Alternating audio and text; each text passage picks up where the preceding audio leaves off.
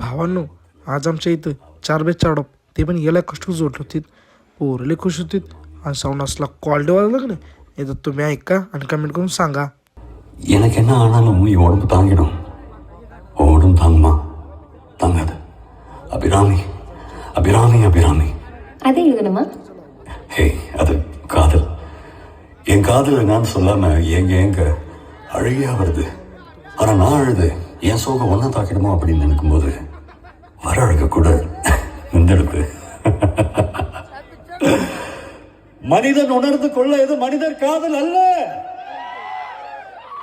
அதையும் தாண்டி புனிதமானது.